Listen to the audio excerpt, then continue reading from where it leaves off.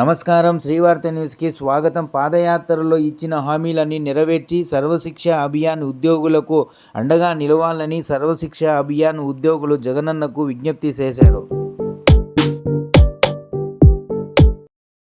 19 సంవత్సరాలుగా సర్వశిక్ష అభియాన్ లో దాదాపుగా 18 విభాగాల యొక్క ఉద్యోగులు పనిచేస్తున్నాము. మేము దాదాపుగా 19 రోజుల నుంచి సమ్మెను కొనసాగిస్తున్నాము. ప్రభుత్వం మాకు ఎలాంటి హామీలు అమలు చేయడానికి ఇంకా ముందుకు రావడం లేదు. మా యొక్క ముఖ్యమైన డిమాండ్స్, మా విద్యాశాఖలో పనిచేసినటువంటి ప్రతి ఒక్క ఎంప్లాయీని కూడా రెగ్యులరైజేషన్ చేయాలి, హెచ్ఆర్ పాలసీని అమలు చేయాలి, ఉద్యోగ భద్రత కల్పించాలి అని చెప్పేసి ప్రభుత్వాన్ని కోరుకుంటున్నాము. మీరు ఆ రోజు పాదయాత్రలో ఏమైతే హామీలు ఇచ్చి ఉన్నారో ఆ హామీలన్నీ కూడా అమలు చేసే వరకు మా యొక్క సమ్మె విరమించే ప్రసక్తి లేదని ప్రభుత్వాన్ని హెచ్చరిస్తున్నాం. 18 సంవత్సరాల నుంచి 18 విభాగాల్లో పనిచేస్తున్నటువంటి మేము ప్రభుత్వం, ఇప్పుడున్నటువంటి ప్రభుత్వం గతంలో ప్రతిపక్షంలో ఉన్నప్పుడు సీఎం గారు పాదయాత్రలో ఇచ్చినటువంటి కాంట్రాక్ట్ అవుట్సోర్సింగ్ ఉద్యోగులను మా ప్రభుత్వం వచ్చిన వెంటనే అందరినీ కూడా రెగ్యులర్ చేస్తామనేటువంటిది హామీ ఇచ్చున్నారు పాదయాత్రలో.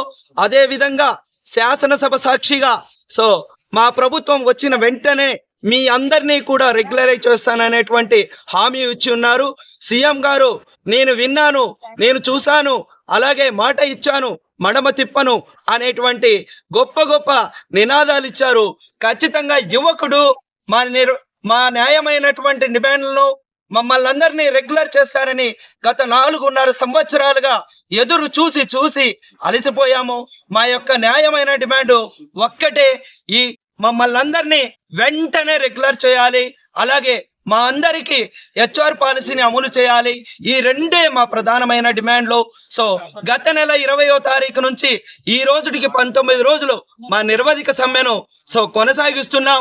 మా సమ్మెను విరమింప చేయాలంటే మమ్మల్ని అందరినీ కూడా మీరు ఖచ్చితంగా దైవం లాంటి అసెంబ్లీ సాక్షిగా ఇచ్చినటువంటివి, అలాగే పాదయాత్రలో ఇచ్చినటువంటి 2 హామీలను నెరవేర్చే వరకు మేము మా సమ్మెను విస్మరింపజేయము. ఖచ్చితంగా మీరు మా సమ్మెను విరమింపజేయాలంటే మా న్యాయమైన డిమాండ్లు నెరవేర్చాలి.